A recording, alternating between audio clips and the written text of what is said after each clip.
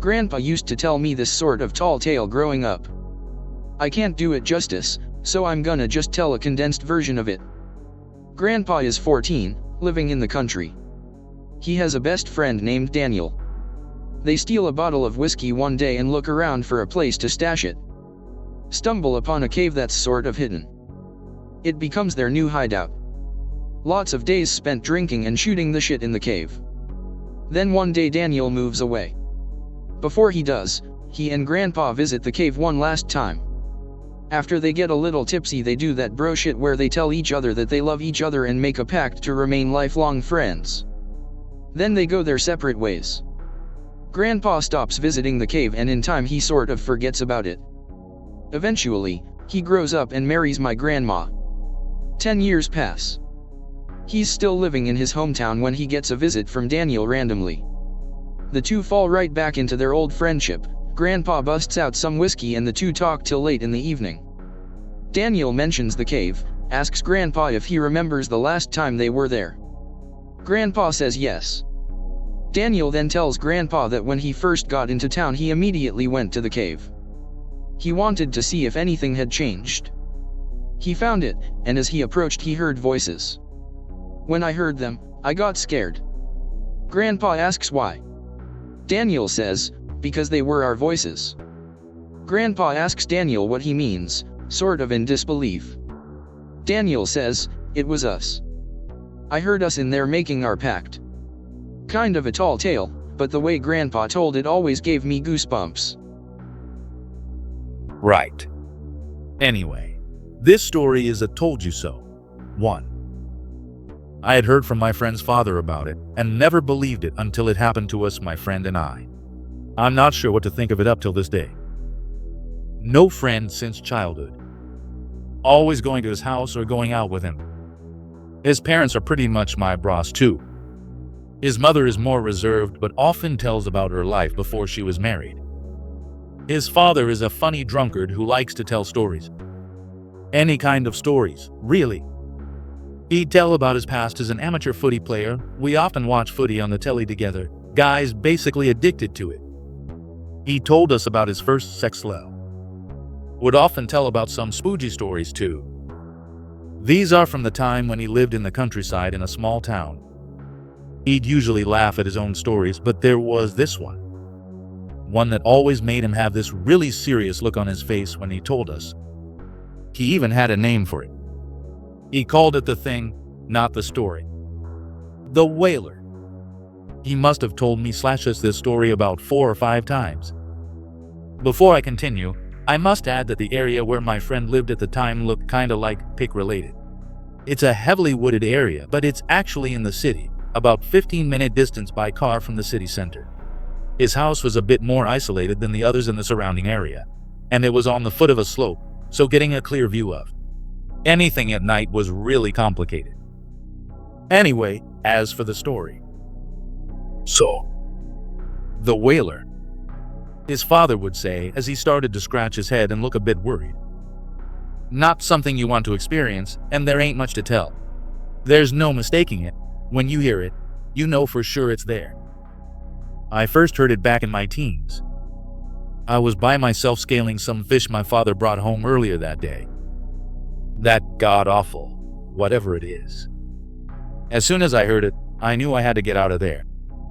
He told us about how he stormed out of his house and just kept running to the closest neighbor, which back then was like 4 kilometers away from him. He'd never finish the story or give more details. All he'd say was that it had happened in the night. And as said previously, you'll know when you hear it. My friend and I would always burst in laughter by that time because his transition from boisterous drunkard to serious Sam face was hilarious to us back then. He'd sort of smirk when this happened and go to sleep, which pretty much meant to me that he was BSing us. And so, another day went by, his drunkard father going to sleep, and we going back to smoking in the garage after his parents went to bed. So we go to the garage to light up our cigs. Summer night, nothing unusual. It's about 2 a.m. Talking about girls. Talking about games. Talking about life. When war. Look at each other. Cue suspenseful music. The hell was that? I say, cigarette falling out of mouth and cliche movie-like fashion and all.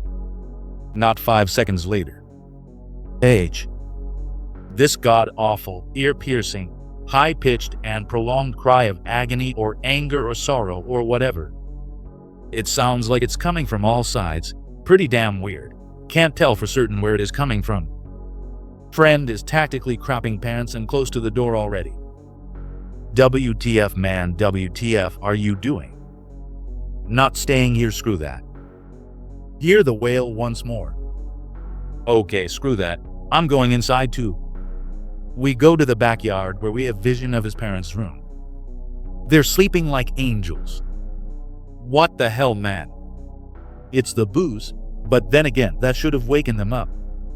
We go inside like wussies and remain inside for the rest of the entire freaking night with all lights up.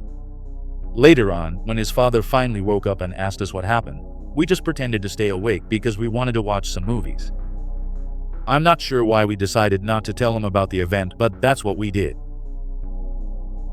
In this story, the new owner of an old house discovers a small locked door under the basement steps with a warning not to open it. However, she pays no heed. Last month, my husband and I finally bought our dream house. It's on the edge of a large forest and I love it. It's a little paradise hidden by the large pine trees that grow on the premises.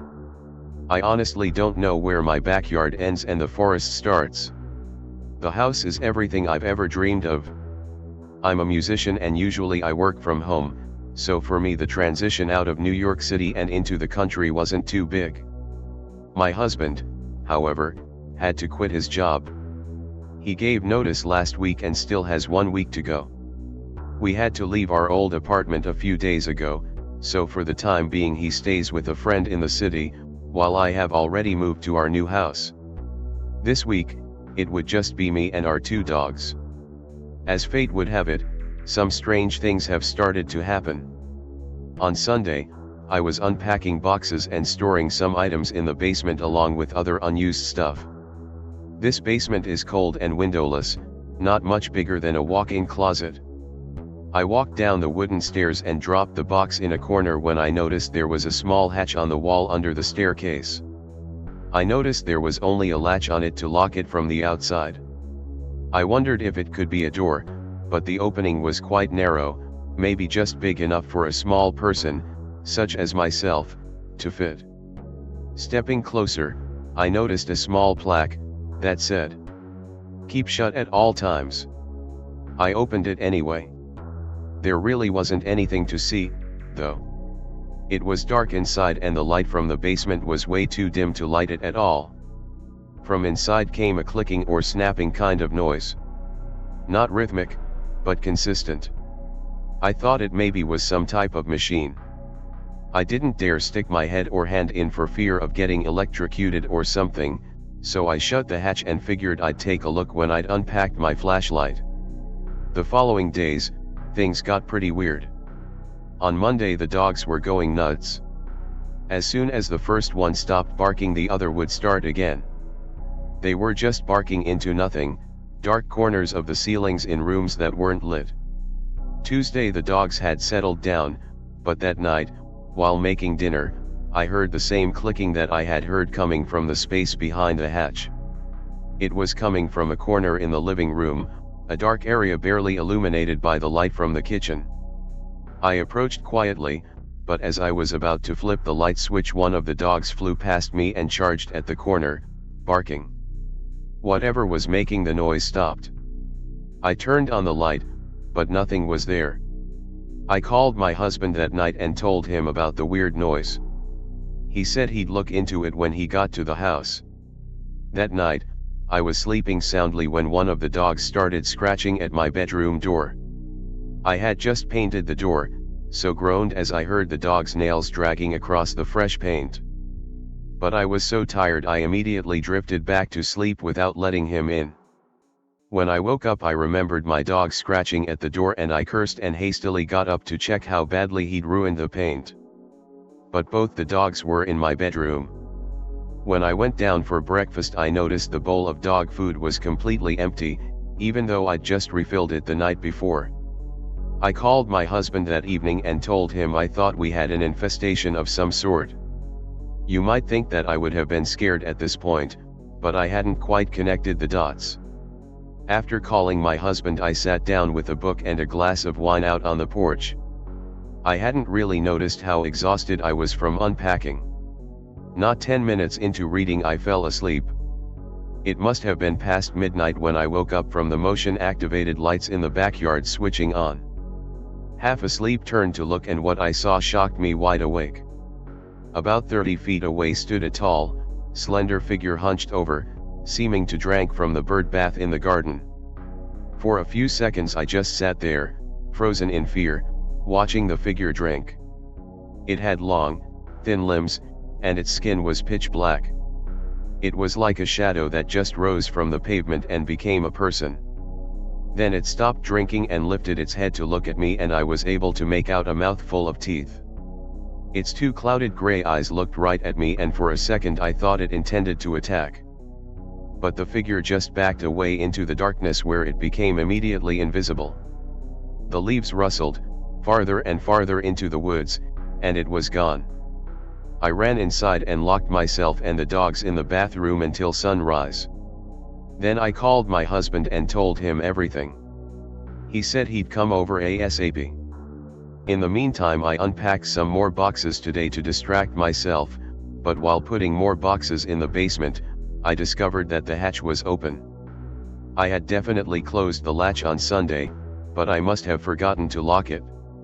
In that very moment I remembered the clicking sounds, and the scratching at the bedroom door, and I put two and two together. I think whatever was in there, it's out now. Let me set the scene. My grandma's property set about 2 miles down the road from her house, way out in the country. That's where you enter the first gate by the road. To start up the extremely narrow dirt road up the mountain, it kind of winds up the side of the mountain until you get to the top, about a 15-minute drive.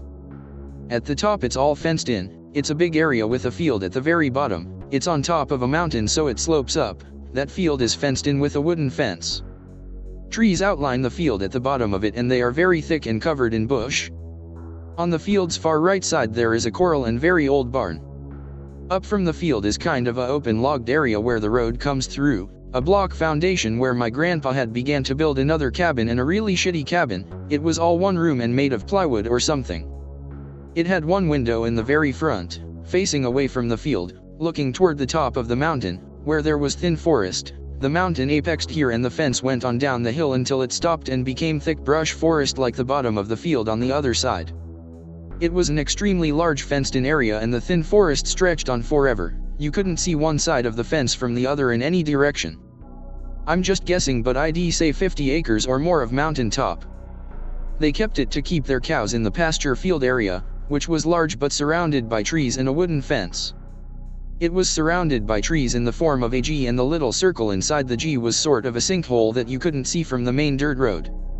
Now that you have an idea of how the area looked, I'll get on with what I have to say.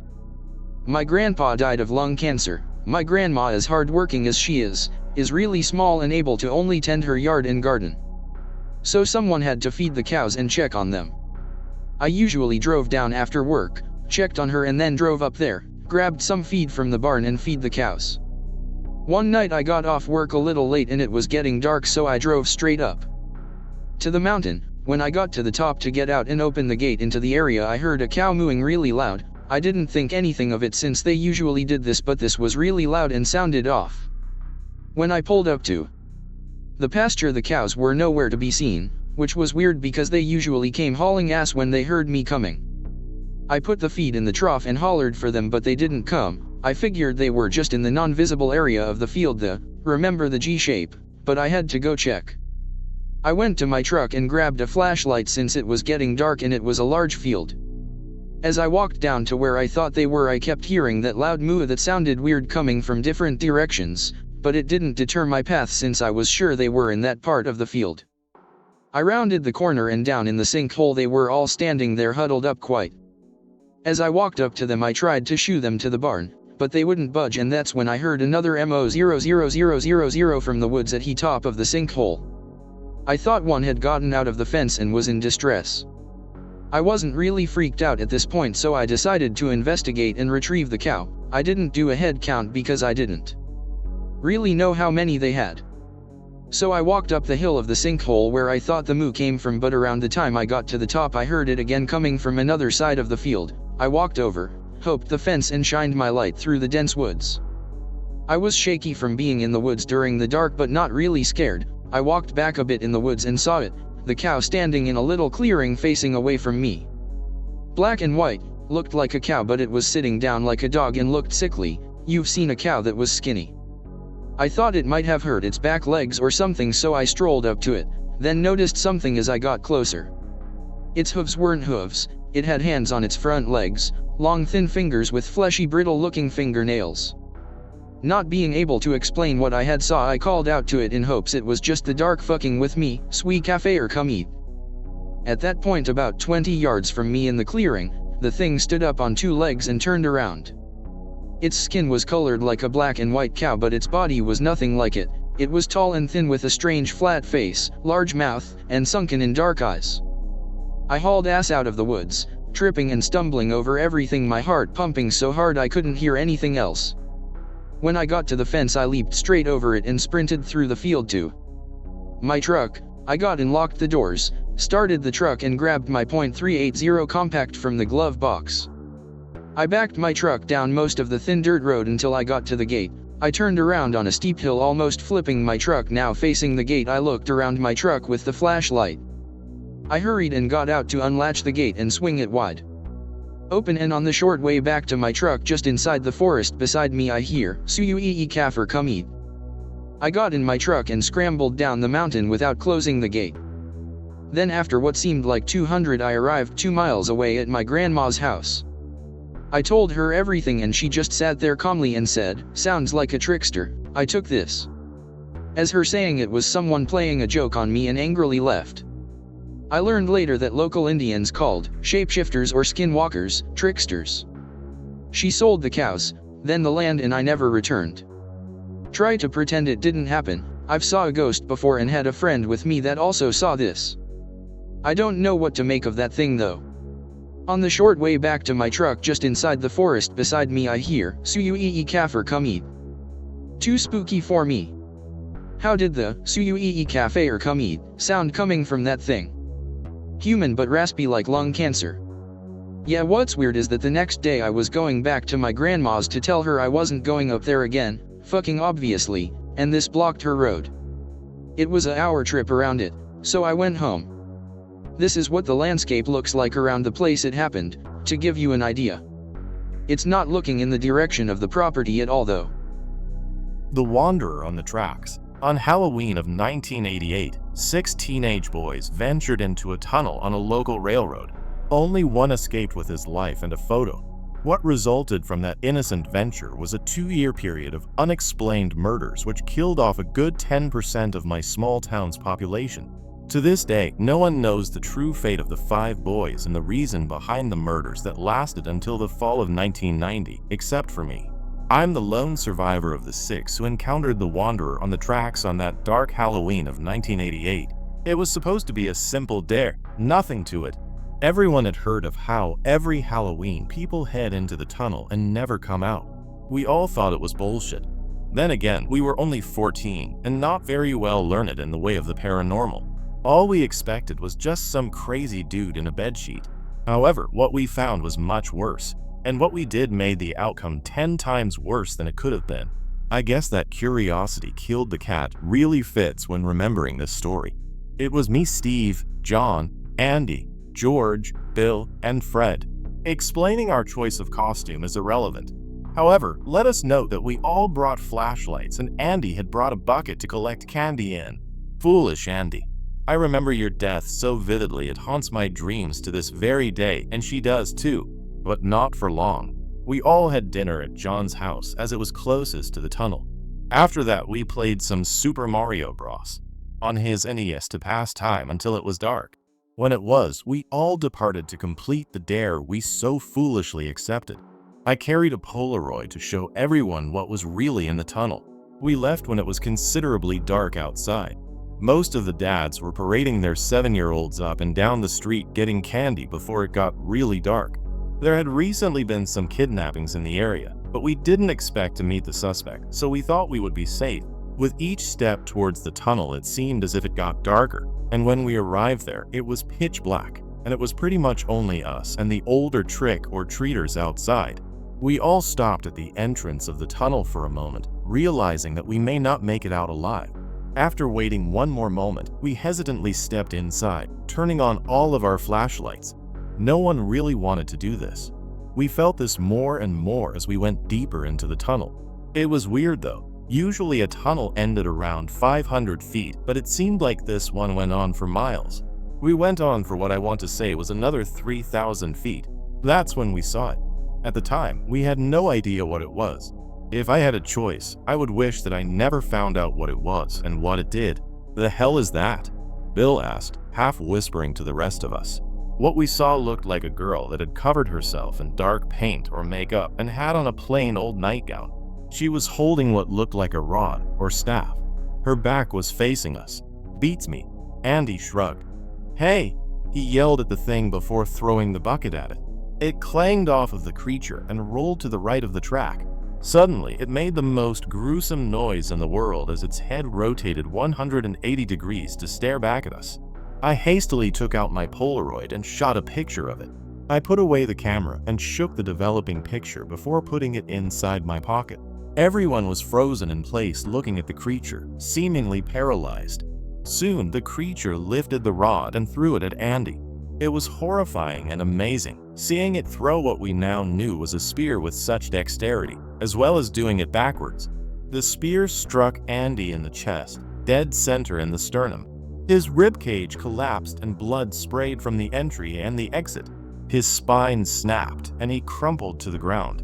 The blood-splattered spear was stuck in the ground a good 40 feet behind us. It was only a moment before we actually thought to run. We didn't even try to save Andy.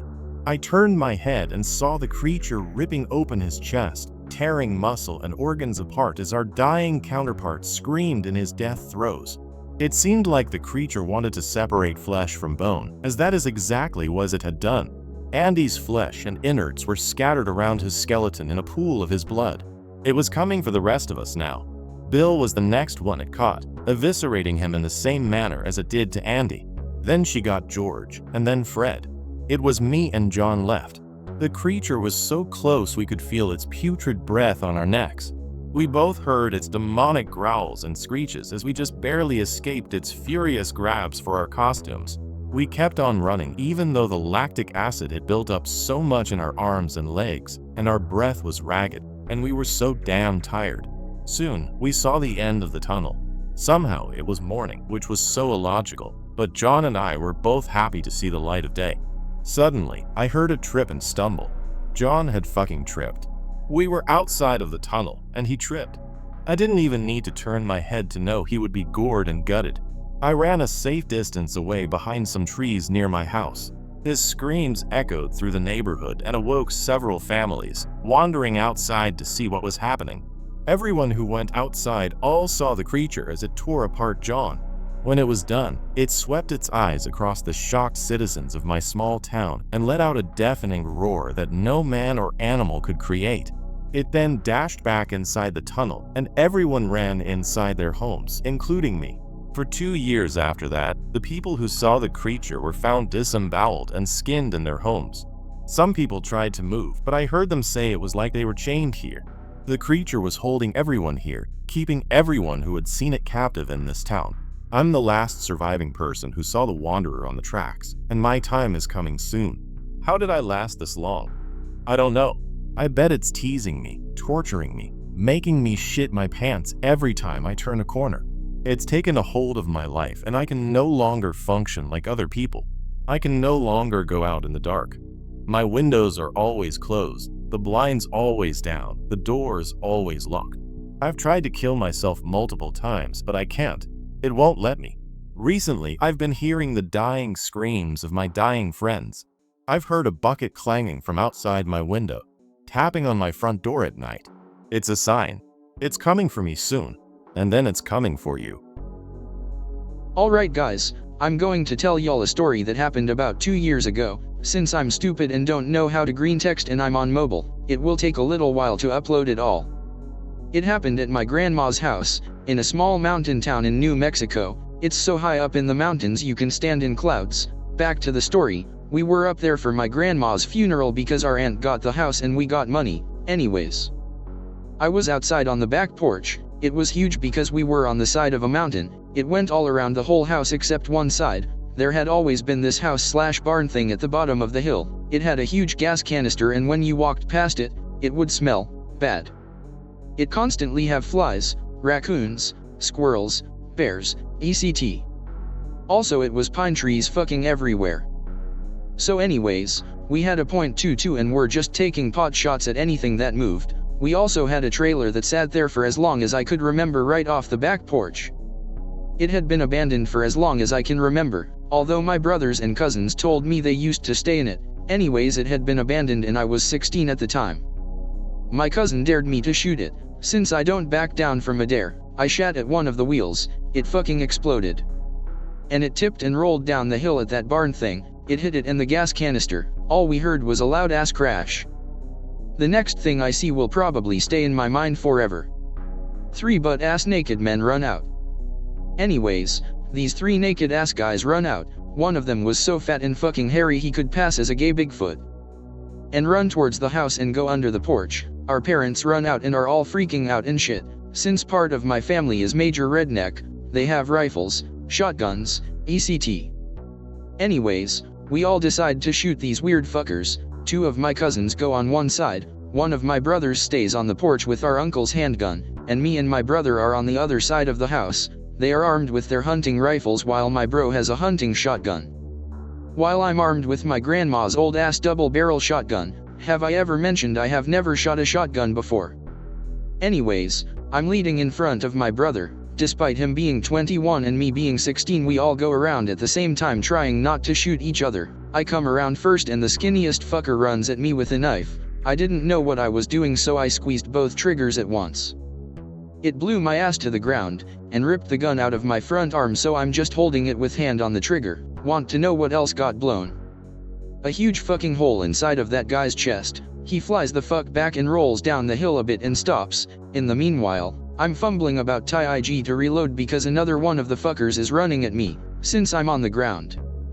He grabbed a nail board from under the porch and swings it at me. I pull up my arm just in time. It fucking sticks into my arm and he tries to book it past me. He swung it like a golf club. It's fucking deep in my arm too. I try to pull it out and it's the most excruciating pain I've ever felt. Even worse than the time I broke both growth plates in my knees in high school football. I finally managed to get it out. In the meanwhile, my cousins rush over. My brother turns and fires a buckshot into the guy's legs. He drops and tries to start crawling away.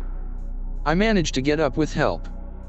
With the help of my older cousins, I get up. We are looking over the guy that my brother shot. He's still alive and has this look of pure terror on his face. He was saying some bullshit along the lines of, "Please don't go down there. Please, please, please," and he wouldn't shut the fuck up. Then we hear yelling. It was Shrek. Just kidding, it was the fat guy who was shaped like Shrek though. He lowered his shoulder and plows through all of us. I can take a hit, but this fucker was fucking strong. I'm on the ground and look up, he's just yelling and running straight back into the woods. I hear an ear-deafening shot. My cousin shot him in the back with a .308 round from his hunting rifle. He drops and is wiggling around on the ground. By this time everyone is outside while this shit is happening. Which includes kids under the age of 10. My bro runs down with his handgun. He's a personal trainer and still is, so he's pretty big. He runs over and has the big guy on gunpoint while one of my cousins runs over to help him. I get up and dust myself off. While still bleeding, I just kinda hold the wound and walk up to the guy I shot. It will never leave my mind. His chest was literally exploded. Anyways, I call one of my cousins over, load up my shotgun and walk back down to the barn. He tries to stop me and I just tell him to follow. We walk down together while my aunt calls the ranger or sheriff or whatever he was. It was a mountain town. We walk up to this barn and inside is the most foul smelling, reeking mounds of something we have ever seen. You thought the guy I shot was bad? 9 dead bodies, 4 were skeletons, 3 were rotting/half-eaten, 2 were recent kills. I fucking puked. One of them was a kid younger than me. He had gone missing a few weeks before we got there. I remember because my aunt was telling my younger cousins not to run off cause the kid probably had gotten eaten by a mountain lion. My cousin just kinda turned away with an angry look. My cousin was fucking pissed. He had kids and they were younger, and he walks back up the mountain to the two guys. They had managed to drag the fat guy back to his skinny friend. He kinda looked like a scrapper from the Fallout 3 Point Lookout DLC. My cousin was fucking furious. He pointed his gun at the skinny one's face and we had to fucking hold him back. He had kids, we all understood, but Jesus fucking Christ. They were going to cannibalize that kid back there. I was feeling like shit, so I just walked up to the porch holding my arm and kinda just sat down. The ambulance can't get up the rocky ass road up to the house, so my uncle drove me to the hospital. The whole time I just stayed silent. He would ask questions and I would just sit there and stay quiet. I couldn't get the image of the bodies out of my mind. We got to the hospital and they treated the wound.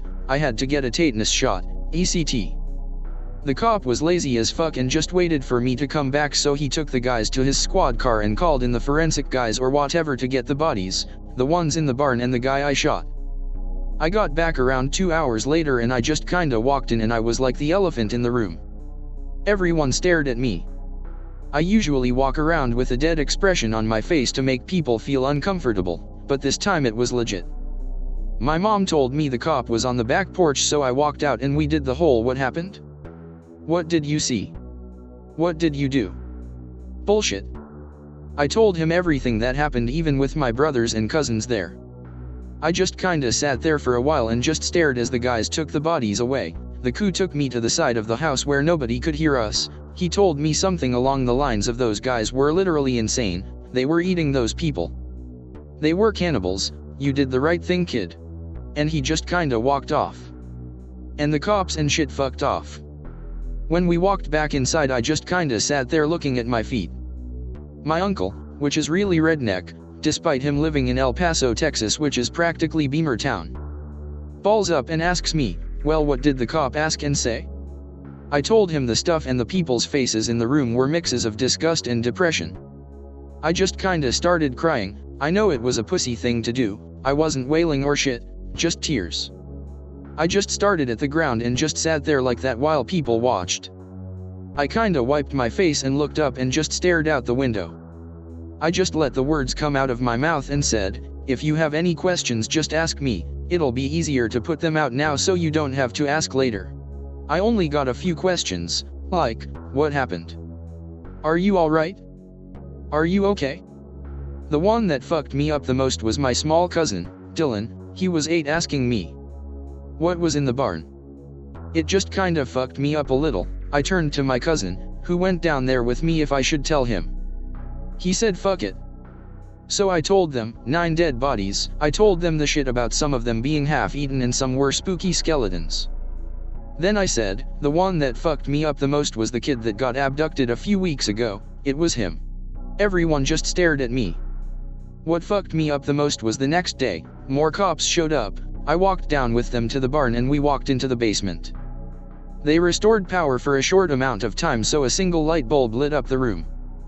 There was writing everywhere, every single inch was covered in random words and some Latin bullshit. We walked back out and I felt as if I had a heavy weight lifted off my shoulders. Want to know why? I gave closure to all the families whose family members had gone missing. They might not want to hear they got eaten or were going to, but I took what that cop said to heart. Next few days the cops would come every now and then to check up. I stayed for questions for the next few weeks and eventually took a plane back, but in those few weeks me and my cousin covered the barn, from basement to attic, in gasoline and burned it down.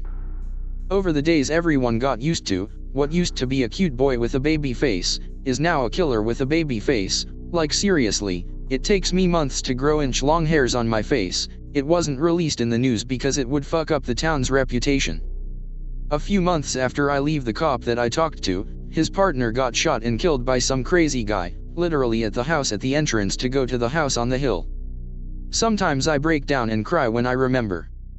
The one thing that fucked me up the most is, I have sleep paralysis. I woke up and couldn't move. I have to constantly listen to things for me to not have it. I listen to music/live streams now. I was in the paralysis and was sitting there and I saw the kid. He was sitting on the end of my bed.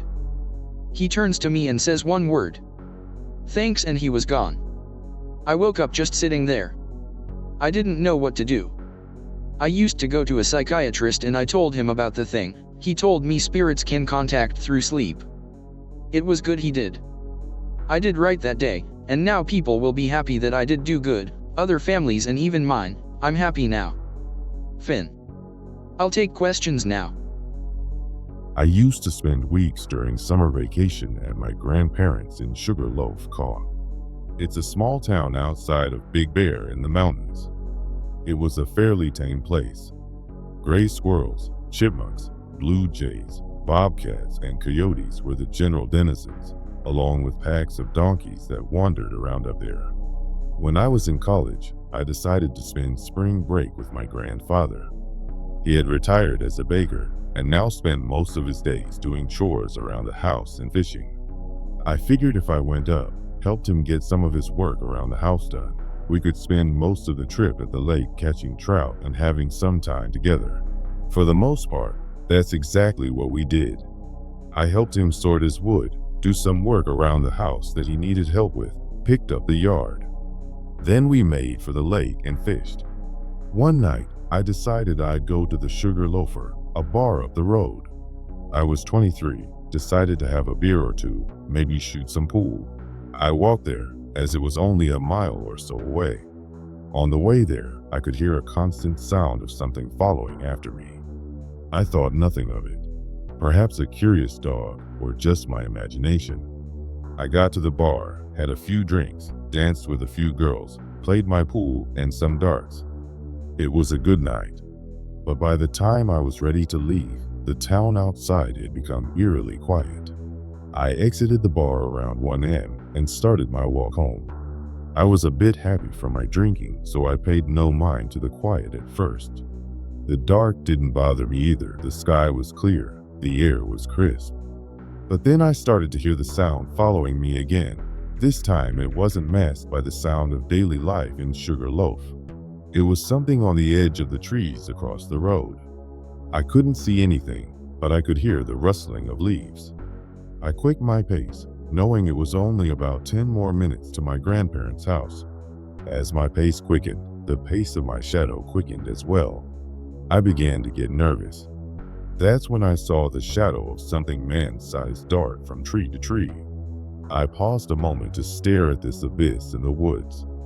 Then I saw the abyss had eyes to stare back with.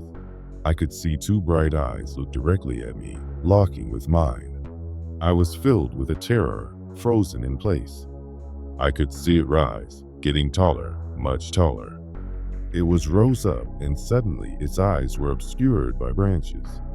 The frozen terror broke, and I went at a full speed. I heard what sounded like a low growl as I bolted. I ran the entire way to my grandparents' house. I heard the leaves and sticks breaking as the thing pursued me. I got to the door, unlocked it as quick as I could, and slammed it shut behind me. I locked the door behind me and sank to the floor. My grandparents had passed out in the room in the back, not even roused by me. I sat against the door, panting heavily. I had hoped my ordeal was over. Then I heard a scratching and scrapping at the door. I could hear that strange growl on the other side. My shadow had followed me to the house. My shadow was waiting outside, and I was supposed to be here another 2 days. I remained sitting still at the door for what seemed like hours until the sounds stopped outside, and I was sure whatever it was had left. I crawled to the guest room and laid in the bed silently the rest of the night. But my ordeal was not over. The next day I told my grandparents I thought something had followed me from the bar. They told me I was just paranoid and drunk. I went into town that day, trying to take my mind off the previous night. Maybe it was just a drunken delusion. I spent the day at the arcade in town, drove down to Stanfield Cutoff and fished it for bass with my grandfather, a constant eye over my shoulder. After a while, I had mostly gotten the thing out of my mind. We headed home with a few fish, happy to have gotten out. We cleaned them at home as usual. The sun setting, we headed inside to watch TV and rest from the day. As night fell and my grandparents nodded off, I turned the TV to shows of my taste. Then I thought I saw something move outside the window. I stood up, walking to the window, thinking it was a raccoon or a coyote digging through the garbage. Then I saw it. The thing again, that shadow that followed me it was searching about. I could see the thing slinking from place to place. I ducked to the ground. I got so quiet I could hear a low guttural moan outside. I wanted to close the blinds, but I was terrified to get up. Then I realized the eyes were locked onto me again, and my body tingled in terror again. It had found its way to the window behind the television. Its features masked behind the glow of the TV. All I could see were those horrible orbs staring at me. I felt as if it were staring into my very soul. It kept the gaze on me, and all I could do was stare back at it through the glass. It made this horrible moan. I thought it was going to burst through the glass at any moment. It kept making that horrible sound. Each time it brought me closer to screaming bloody murder. I was saved by the neighbors, so to speak. As the thing sat behind the glass, masked by the light, I heard the car pull into the neighbor's turf. It broke its gaze, and the form of thing moved from the window.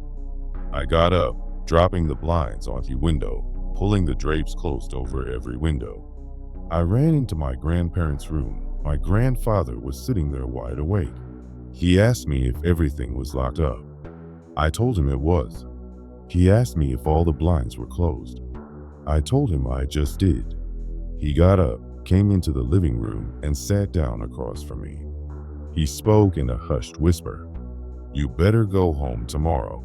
After that, he gestured me into the guest room. As we got to the room, we both saw the form pass by the kitchen window. My grandfather whispered to me again, "Go lay down, don't move, don't make a sound." I didn't question him. I went to bed and laid in terror until dawn. In the morning, my grandparents were very solemn.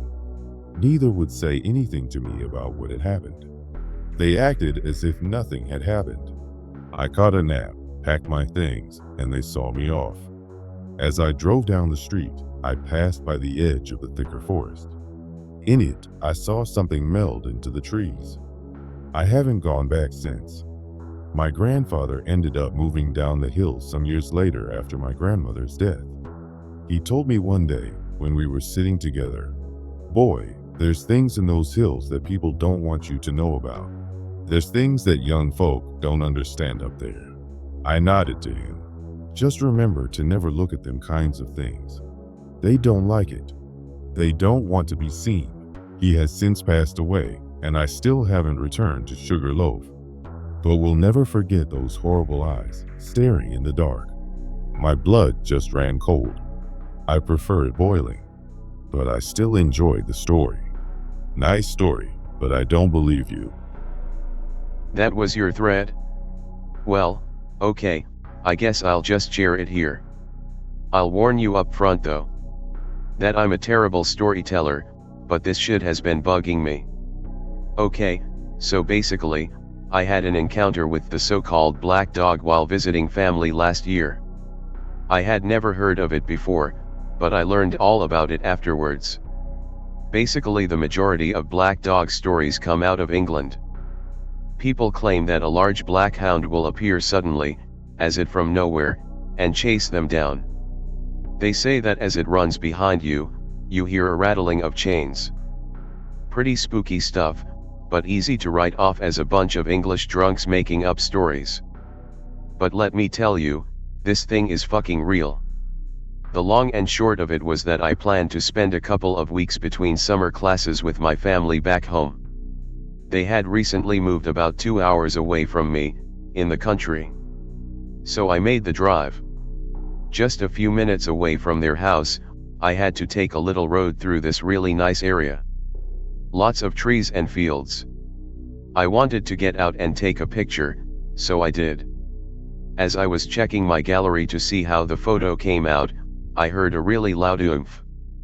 Imagine the sound of a stone plopping into the water, but very dull, and low-pitched. I don't know how else to explain it. Anyway, the sound made me jump, like somebody had snuck up behind me. I looked all around, but I didn't see anything that could have made that noise. Like I mentioned before, this road is pretty isolated. There are trees all around, but it was the middle of the day, so it wasn't spooky at all. But still, I felt creeped out and got in my car. Shit. I'll continue in the next post. I don't know how long this will take. So I get in my car, and that's when I see it through the windshield. It was a huge black dog, only about 10 feet away. It was staring right at me. This thing was bigger than any dog I've ever seen, about as big as a small horse. I thought, what the fuck am I seeing? And then I heard the same sound as before, boomph, and the dog sunk into the soil.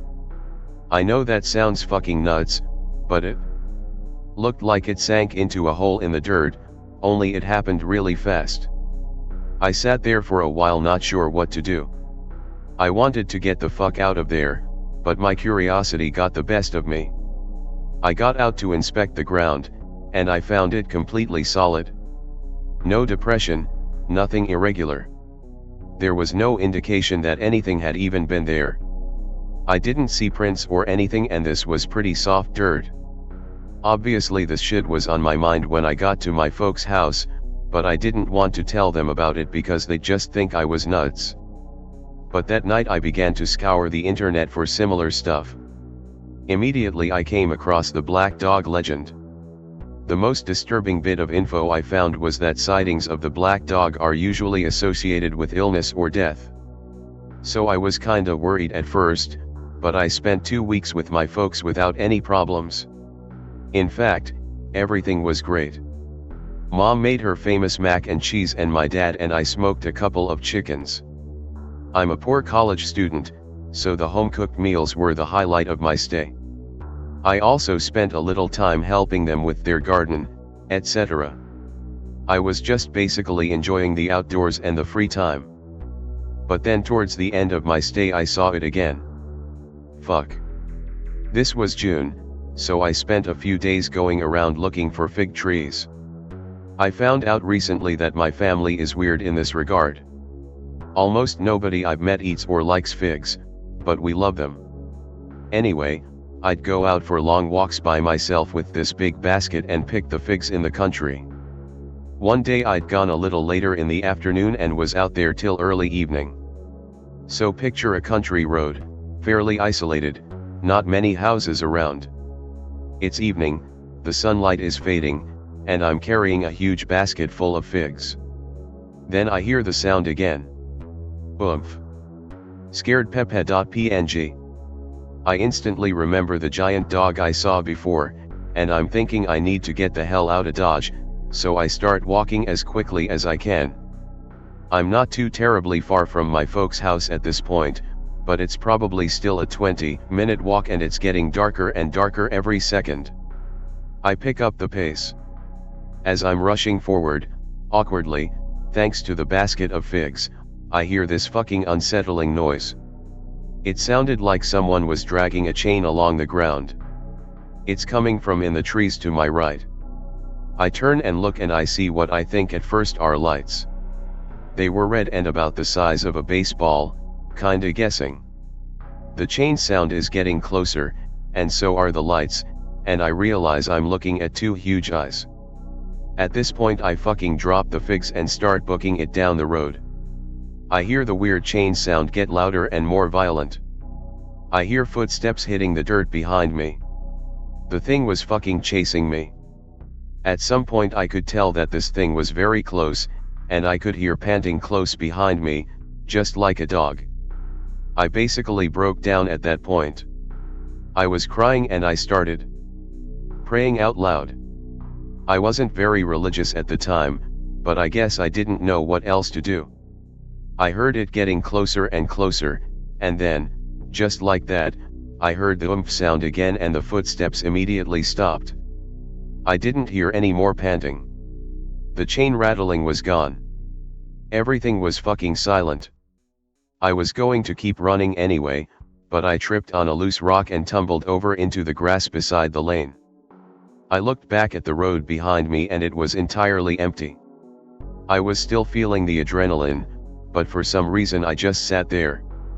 You'd think I would have learned my lesson and hurried home after that, but I just watched the road for a very long time in silence.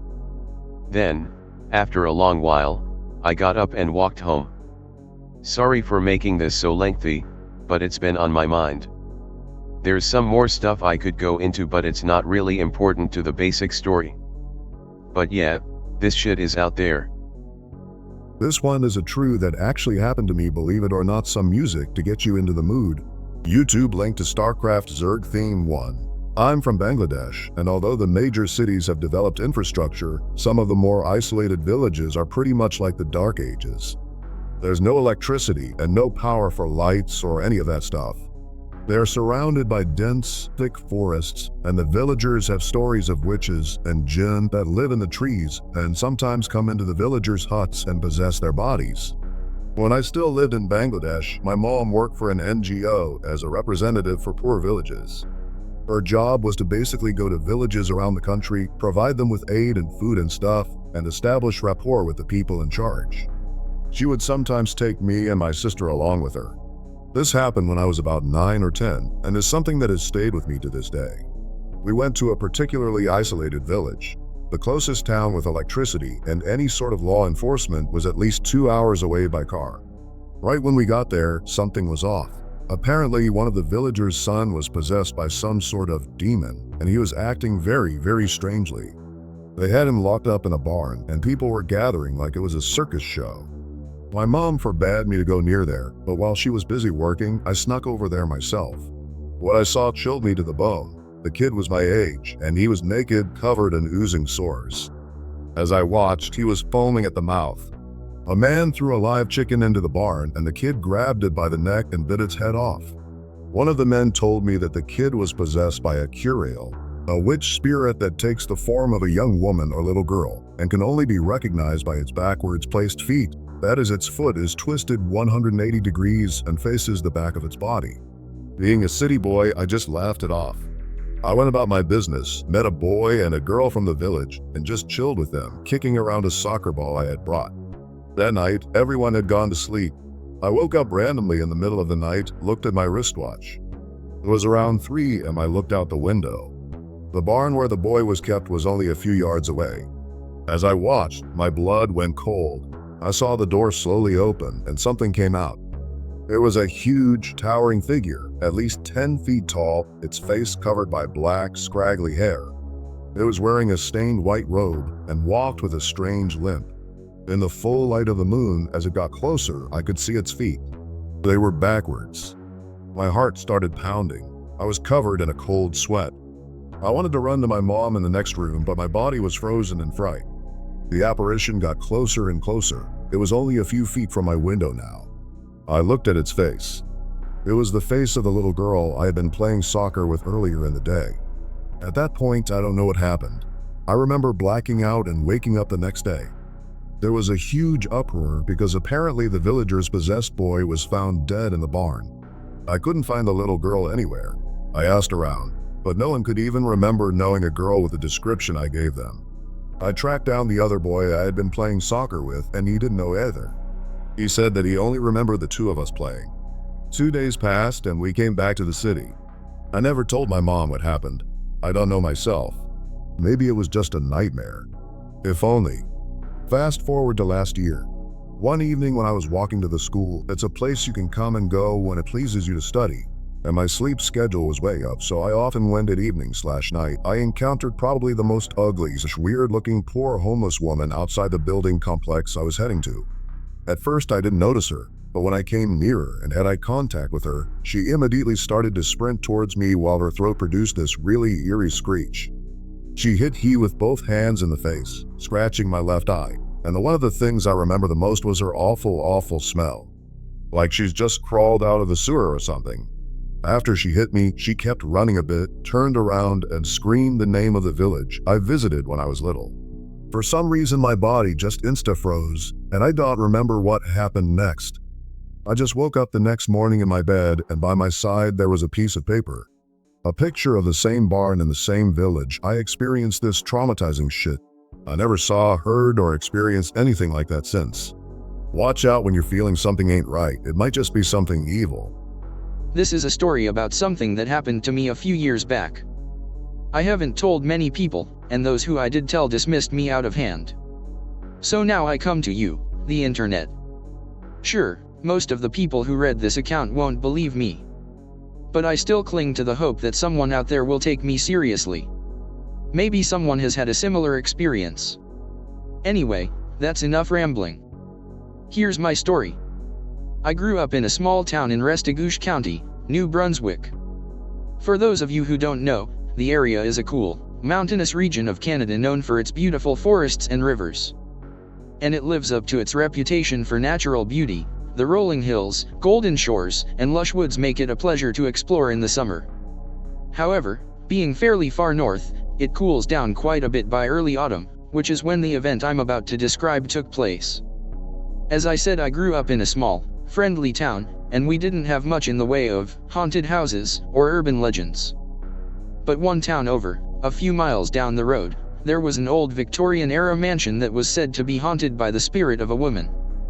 I had always heard the story growing up, but by the time I was about 12, I had stopped believing in ghosts and other such nonsense. But I'm getting ahead of myself. I should explain the legend as it was told in our area. The spirit was known to local kids as Old Nan or the Shrieking Woman. Some people who thought it was all bullshit would dismissively call her Screaming Granny, while shaking their heads at the foolish people who believed in her. Now, the details of the story vary depending on who you ask, but here's the most common version. During the 1800s, there was a local outbreak of pneumonia one winter. There were some other sicknesses like colds and flus going as well. It was a cold, snowy year and everyone spent their days huddled inside, perfect conditions for a disease to spread. Couple that with the poor hygiene and primitive medicine of the time, and it's no wonder that people started getting sick. The doctor in town, and yes, there was only one, was extremely busy treating the sick and trying to slow the spread of the disease. He went up to a large house on the outskirts of town, trekking through the snow and icy winds, to check on the family that lived there. Now, the history of this family was tragic enough already. The man who owned the house had died several years earlier of an unknown medical condition. His wife, distraught at losing her beloved so suddenly, had run away to America in the hopes of starting a new life, leaving her 3 young children in the care of her mother. The last anyone heard of her, she was a drunk living in the slums of some American city, though no one can agree which city it was. I should stress that the details of this tale are hard to verify and that I am merely explaining the story as I heard it growing up. Anyway, by the time this outbreak of pneumonia hit, the 3 kids were in the care of their grandmother, a kindly old woman who tried her best to hold what was left of her family together.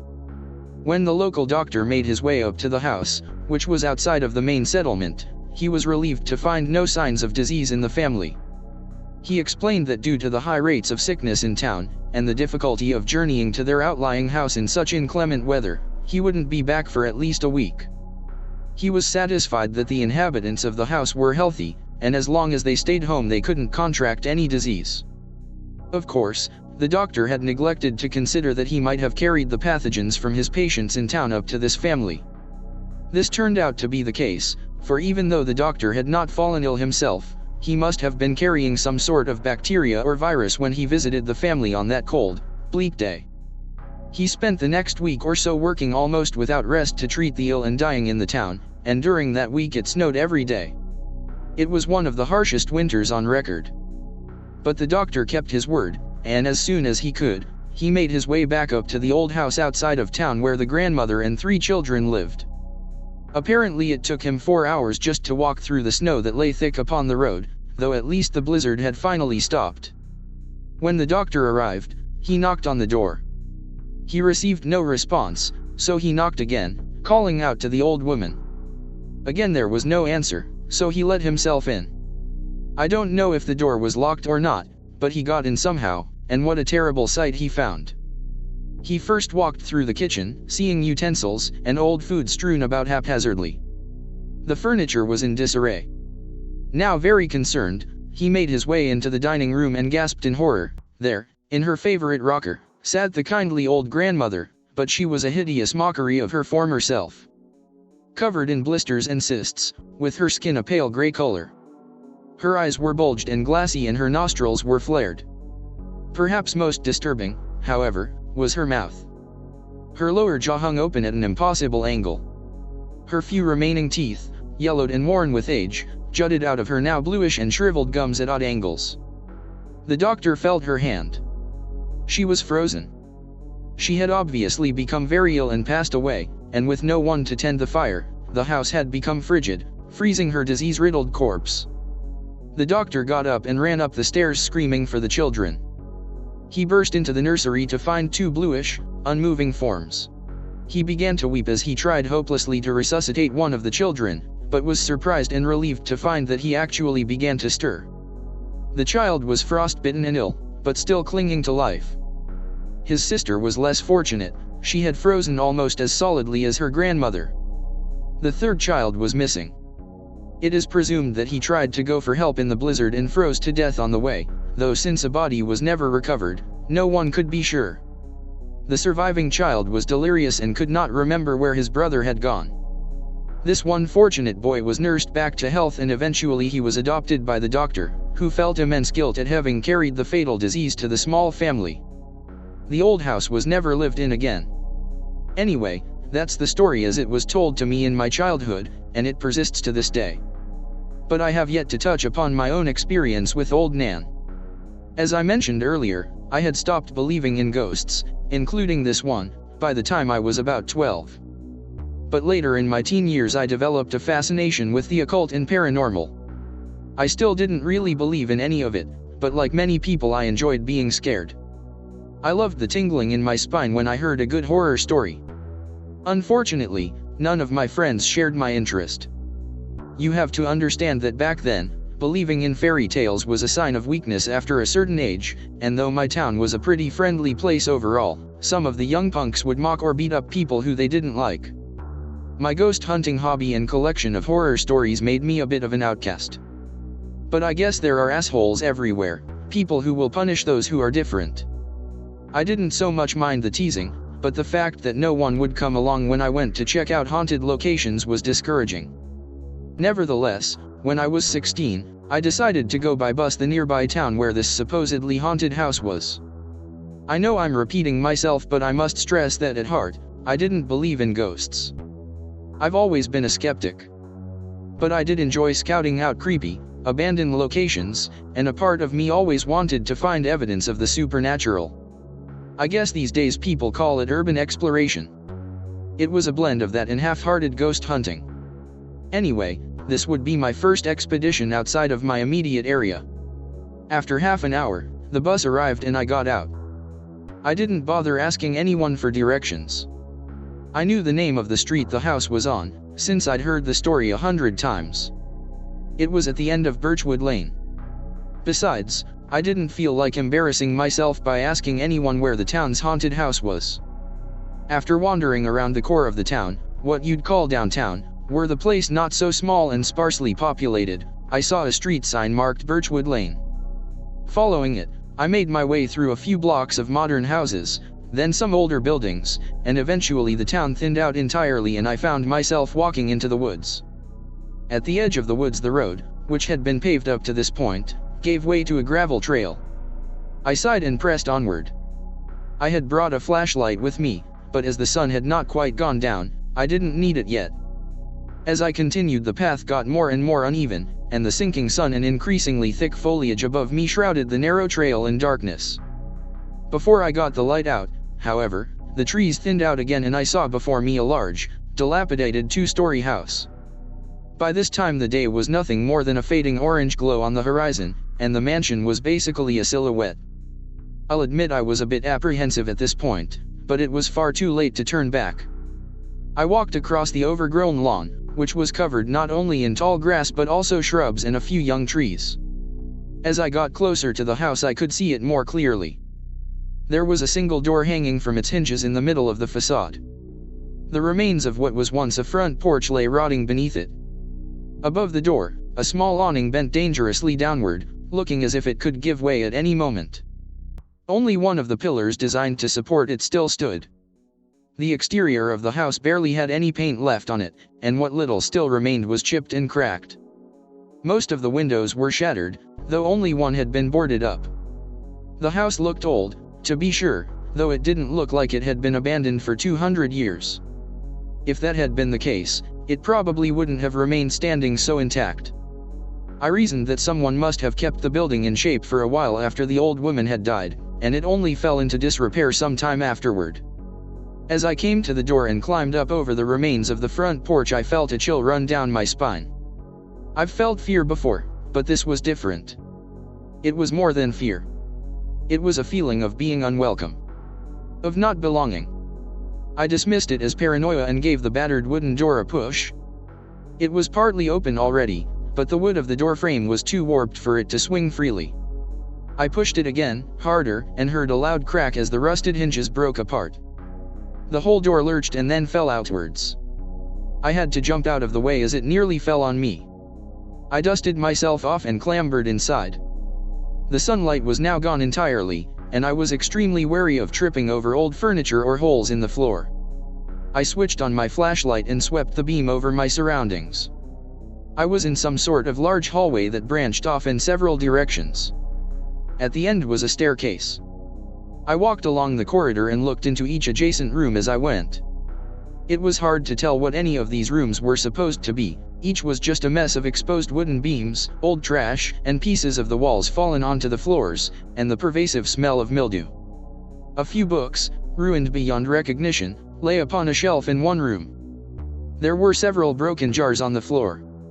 I made my way slowly to the staircase and began to climb it. I was nervous, as the stairs were old and rotted and creaked loudly under my weight. Carefully I got up to the top and looked around. The second floor was much like the first, except that it was even more uneven.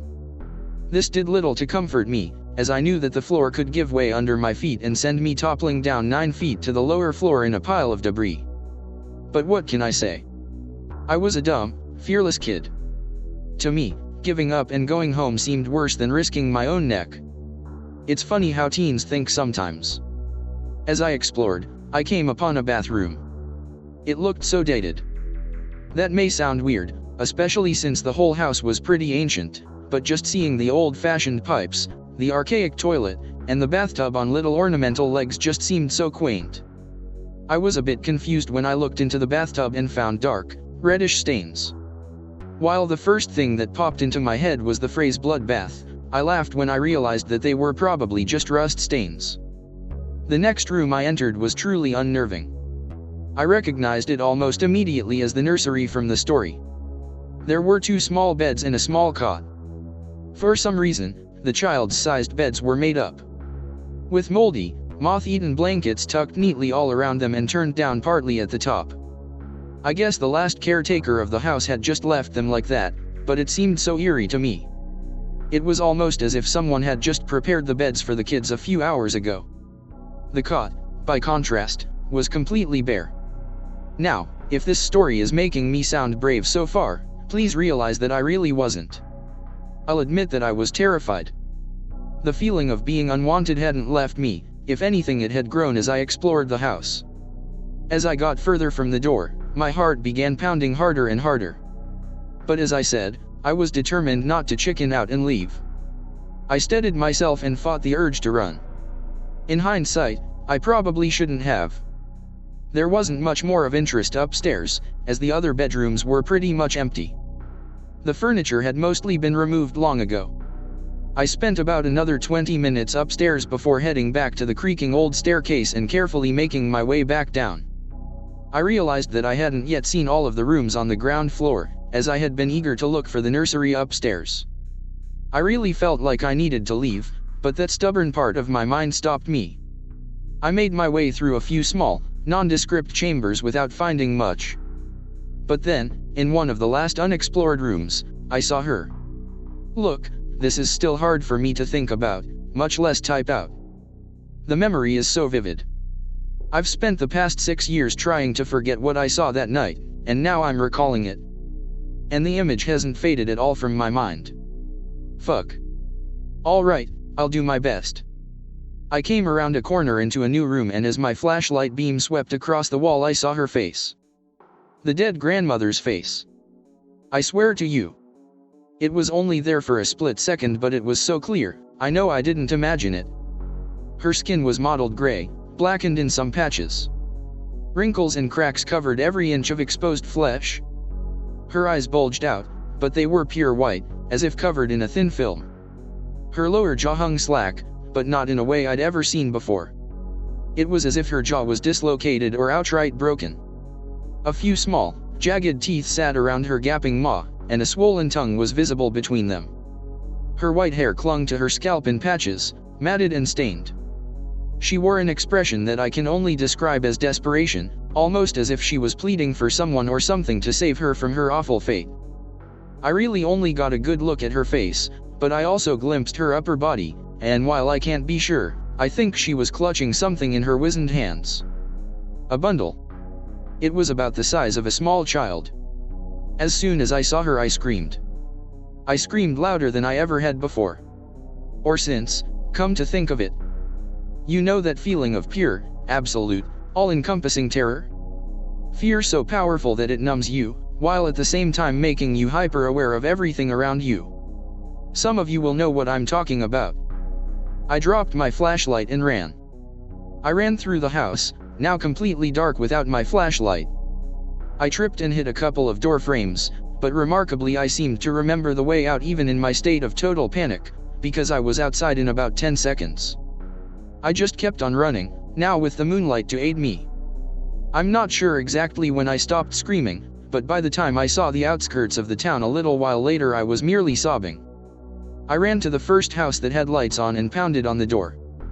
A bewildered man opened the door and I ran inside, nearly collapsing on the ground from exhaustion after running so far. My mad dash for town had left me with more than a few scratches and bruises. When I calmed down enough to speak, I told the man I needed to use his phone. He still didn't really know what was going on, but he led me to the telephone in his kitchen. I'll skip the details. I got a ride home with my father. Despite his repeated questions, it took me weeks to tell him what had happened. He was pretty upset that I had broken into an abandoned house, and to this day he doesn't believe that I really saw old Nan. Whatever, I wouldn't have believed it either. It was months before I could get a full night's sleep again, and even today I have nightmares about that dead, pitiful face staring out of the darkness at me. And though she made no sound when I saw her that first night, in my dreams she screams and wails. They say that memories of important or traumatic events are far more vivid than memories of mundane events. I guess that's true. I'll remember that face until the day I die. I don't blame you if you don't believe me. But I'm not the only one who's seen her. There are a handful of other unlucky people who have gone into her house at night. I've heard a rumor that someone even snapped a picture, which is online somewhere. I don't know about that, since I never searched for it. I never want to see old Nan again. Be teenaged me. Used to go for walks around the town I was living in at the time. Pass by an old burned down building, or whatever a few times. Decide to pop my head in and take a look around. Just rubble and plant life from where nature had started to reclaim the structure. In one of the far corners, I noticed a trap door. It looks relatively new compared to the state of what's left of the structure. Open it up. There's a ladder going straight down. Even with a bright midday sun pretty much directly overhead, I can't see to the bottom of the shaft. The metal rungs of the ladder are incredibly old and rusty. They look like they would crumble to dust if I tried to actually climb them. I count about 40 or so down before it becomes too dark and distant to make out the individual rungs. Grab a nearby rock, drop it in, never hear it hit the bottom. Decide to come back later with a flashlight or something to see if that will maybe help. Head back the next day. There's a cop car parked outside the building. They're staring right at me. Just keep walking. 2 weeks or so later, decide to try my luck again. No cops. Make it to the trap door. There's a shiny new chain and huge padlock holding the thing shut. Turn to leave in disappointment. Nearly shit myself when I find myself face to face with a camera. Skedaddle at maximum velocity. Never go back. Years later, get curious again. Don't live there anymore, but decide to check it out on Street View. The building is gone. It's just a flat concrete pad now, like they poured a foundation and never built on top of it. B. B16. There is a whole abandoned village not so far. Go there to explore with a friend, let's call him Jeff for the sake of anonymity. Wooded area. Only a dirt road leads to the place. It's a mess. Tall grass, waist height, everywhere. On roads, gardens, damn, even in some houses. Arrive and start looking around. Old peasant houses, a few bigger households, a church, etc. Regular village stuff. Exploring for a good hour. Jeff starts to get jumpy. What's wrong, buddy? Scared, huh? What? No. I just think I saw something move around. Write it off as the magic of the place. Go into a house that wasn't completely destroyed. Get a sudden feel that I'm being watched. A feeling that something is behind me and can't see it because it moves away as a turn. Uneasy feeling intensifies to the point when my eyes starts to water up. Not good. Time to leave. As we go back to the place we entered the village, we see mannequins in some windows. Probably just didn't realize them on the way in. Jeff screams. I'm not shitting, 2 mannequins were standing on the road in front of us. On the road we entered the place. There is no way those were there before. We both lose it and storm through the forest till we get home. Never return there. Here's a short one for you. Be Bosnian. Live about 100 kilometers from place of mass killing. Get drunk one night. Love Urbex Dorothy explored. JPG.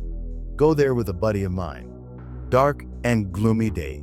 Welcome to the Zone Stalker, JPG. Walk around for like an hour. Start hearing faint whispers and children laughing. Being idiot, we only want to explore more. Get to an old school.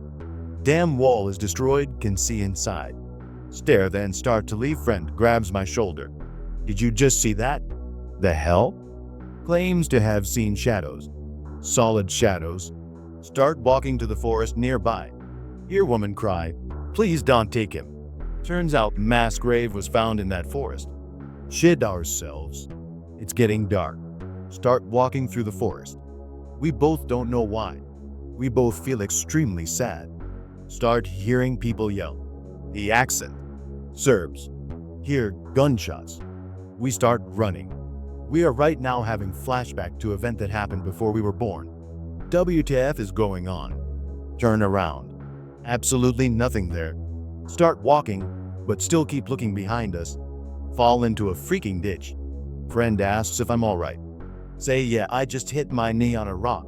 Look down. That's a pretty strange white rock. Oh god. JPG. It was a goddamn open grave. Climb out as fast as humanly possible. I run like a on crack who just robbed a bank. Finally hit a road. We take a rest and head to town. I decided to leave an anonymous tip to the authorities to find the grave. They find it. A week later, have a weird dream. I am at a Muslim funeral, an old woman crying, and a strange young man standing at the coffin. The man says, "Thank for helping my mother. It feels great to have helped someone find peace." Be the cinematographer for a horror film. Film is shot entirely in a massive mansion, biggest house I've ever seen, in the middle of nowhere near the edge of a cliff overlooking the sea. Before arriving was told that the house was haunted and even the owners refuse to go there these days. Heard that when the director and location scout arrived there was a total power cut, but all the alarms on the clocks went off at once. First night of shooting I start hearing whispering and whistling coming from empty rooms or floors. Everyone thinks I'm bullshitting until they start to hear it too. Lights randomly go off. Wake up in the middle of the night and find that the door to my cabin is open even though I locked it from inside. Makeup artist asks lead actress why she was up so early. Actress says she wasn't. Makeup artist says she spoke to her at 5 a.m. Actress denies it. Artist says that come to think of it, she never actually looked at or saw the actress but spoke to her thinking she was behind her. Doors start flinging open randomly despite all the doors to outside and windows being shut. A child handprint appears on a wall in chalk, but the owners later said that was always there. Creepiest part coming up. All the actors are gone and it's just me, the director and 2 technicians left to do second unit stuff and establishing shots. Kept getting bits of dirt or dust in the camera sensor despite me being extremely careful and precious with all the gear. My key grip loses the fucking sensor cleaning brush. We're all in the same room. I say we should plug the vacuum cleaner in. At this point it should be noted that the house had a central vacuum cleaning system, where there's sockets in the walls that you should plug the cleaner into. The moment I say we should get the vacuum cleaner we all hear vroom. Search around the house. Find a portable vacuum cleaner, not the one used for the central system, in the middle of the hallway, plugged into the wall and switched on. I can work with that. Shit. I barely got in here alive. That maniac, he could have. I could have ended up like Anthony. His head. His fucking head. It was just chunks of bone and flesh and brain, scattered about in a pool of his blood. I could fucking throw up just thinking about it. Looking around the room I'm in, I can see that it's low lit, a single flickering light bulb hangs way up from the ceiling. The room is tall, and stacked up with shelves full of mannequin parts. There are only 3 fully assembled ones, all staring back at me in the darkness. I instinctively turned them around, and went back to the door to see if I could hear the man that was chasing me. It's silent. My mind crawled back to my friend Anthony. His poor crippled body is still out there, alone in the dark. Me and him are in the same situation, well, at least I'm still alive. Before I ran in here like the little chicken shit I am, I found a note in his hand, soggy from his own blood. I've still yet to read it, as I'm afraid I'll tear it. It's currently drying off in my pocket. I looked around the room I was in again, checking for anything I could defend myself with. There are tons of disembodied limbs resting on the shelves, but they're too high for me to reach, so I just pulled one off of one of the 2 mannequins that were still facing away from me. I was a bit hesitant. I half expected it to grab me. It didn't though, that would be crazy. It still unnerves me to be in this warehouse. Those goddamn things are everywhere. But I feel a lot safer in here than out there with Hi Jesus. One of the arms just fell from one of the higher shelves. It's so dark in here I can't even see which one it fell from. The noise wasn't too loud however. It landed right by the mannequin I vandalized, as if mocking it. I didn't really manage to get a clear look at the man who was chasing me. I only managed to see him after I saw Anthony's corpse, still convulsing. The man was wearing white. White is all I remember. That's the only distinction I can make. Just like. Fuck, I need to calm down. I'm just freaking myself out. I can wait this out. I called the police the second me and Anthony got separated, and they should be here soon. I just need to relax and get my mind off all this. Oh. The note is dry now. I'll just gently unfold it. Ugh. It's still completely red with his. Don't turn your back on them. My heart is pounding. I'm too afraid to look back to see if the mannequins are still there. It didn't even occur to me until now that one was missing the last time I checked. Something's grabbing my arm. It's starting to pull. Be me. Helping my old man, trucker, with a load of sod that night. Heading out from Vegas around midnight, to Green Valley Sod, near State Line, to pick up sod. Stop on Winding Road, near State Line. Fuck, gotta piss. Hop out, walk a ways behind flatbed. PLSS. Feelsgoodman.jpg. See something out of the corner of my eye. Try to look, but keep wanting to avert my eyes. Keep looking. Feel slightly nauseous. Turn around. Truck is gone. WTF man. Weirded out, because I know my old man wouldn't have left me on the road like that. Start walking around, in the general direction of where the truck was. Still nauseous, getting worse. Walk about a mile, really creeped out, nausea getting worse the further I go. Dizzy as fuck, now too. Finally pass out. Wake up, it's nearly dawn. I'm in an ambulance. WTF happened? Apparently, my old man went to check on me, when I didn't come back. Couldn't find me. Called police. MFW, they found me, passed out, half a mile ahead of the truck. MFW, I have no case. 6 years later, after I served in the Navy, some friends of mine were fucking around on Fremont Street. There's an old woman, with some hokey looking gypsy wagon, that does tarot readings and shit, so, being a few pints of moose drool in, and a WMD each, we decided to have some fun with the woman and get some readings done. She gets to me, and third card in, tells me I had some encounter with the Fae in the past. So now, I'm curious, and ask her to explain. 20 minutes later, I'm enraptured, asking about how a person would know when they are around and shit.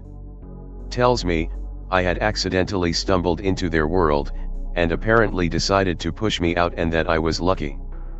Creepy as shit, the woman was almost dead on, without me telling her anything about that night. Okay, this was in 2011 in rural Kentucky. Me and bro are walking through the woods about 10 miles out from his house on the second day of a camping trip. We walked into the tall grass expecting rat-a-tats and shit. Instead me encounter a wild cabin. Said cabin was in bad shape, opaque grimy windows, door all busted up, roof looking questionable. We decide to approach. First thing that struck me as weird was the flowers. They were wildflowers that you'll see growing all along the road around here. But they were growing in a circle around the cabin, about 20 feet away, and between them and the cabin was just dead grass. We approach closer and I see that it's less a cabin and more like one of those old settler-era schoolhouses. Still fairly sturdy, if run down as all hell. We decide to breach and clear. Immediately see it's much more run down inside. Studs where walls used to be, but no walls to be seen, like someone methodically busted all of them out of their frames. Spookiness level is nominal, just a little on edge. We look around for artifacts and other such loot, but no luck. It's cleared out really well. As we go to leave I see the window next to the door. There's a handprint on it, not like the grime is smudged, like it would be if you put your hand on the glass, but just a very clean spot exactly in the shape of a handprint. It was about that time I got this urge to turn around and look back inside. Bro, here's what I'm going to do. I'm going to book it straight out of here and not look back. You do as you do. And right when I finished speaking I took off, so did he. I asked him later if he got the same urge, and he said yes, and agreed with my call to boogie. Haven't been back to there, although we both know where it is. Just a sort of unspoken agreement between us. Be about 12 midnight or so. Parents at casino. I'm up late watching G-String Divas on HBO. Intermission, we lived out in the country of South Dakota. No woods or anything, but surrounded by lots of farmland and the occasional house. When it was dark out, I'd like to go to the window and whistle. The window had a good view of the dog house, and when I'd whistle, our dog would poke its head out of his house and you'd see his eyes glow. It's freaky, but it's just the dog, so it was a fun or creepy game to play as a kid.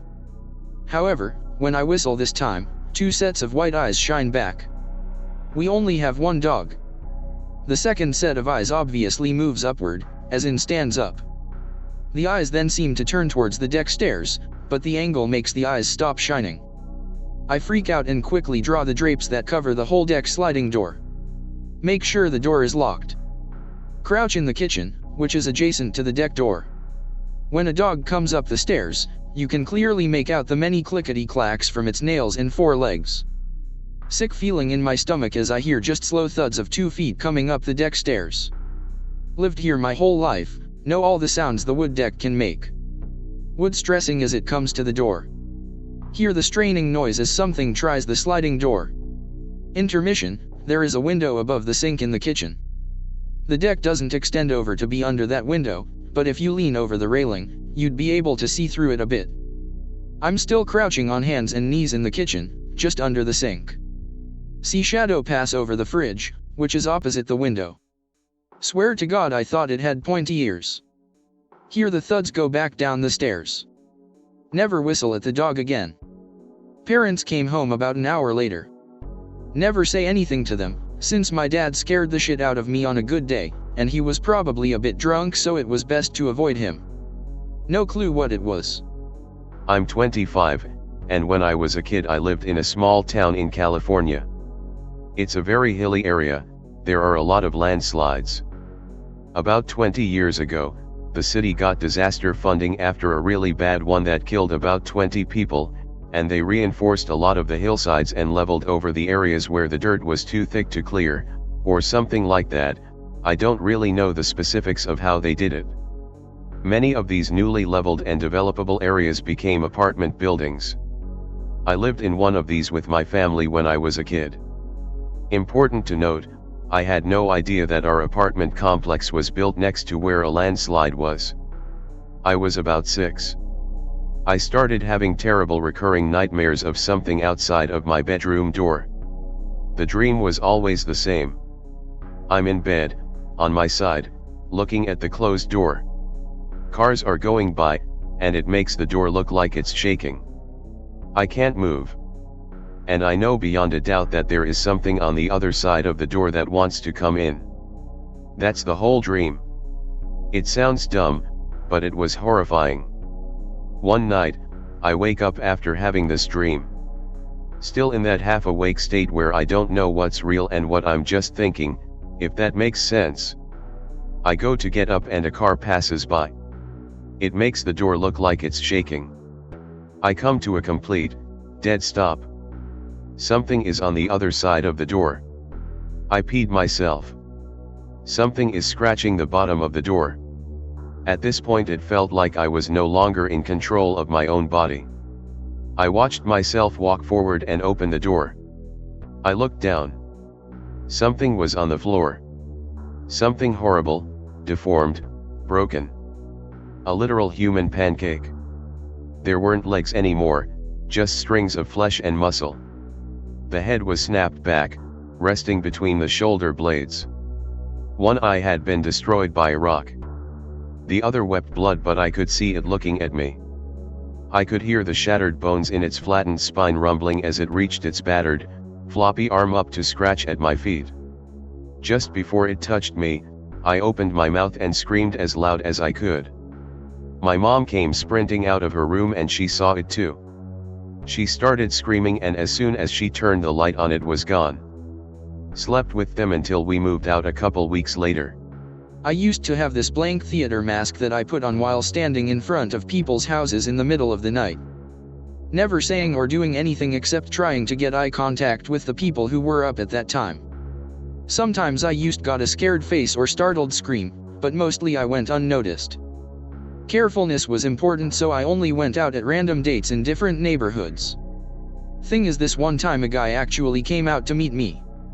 I was going to run away, but when he opened the door he just stood there looking me in the eyes.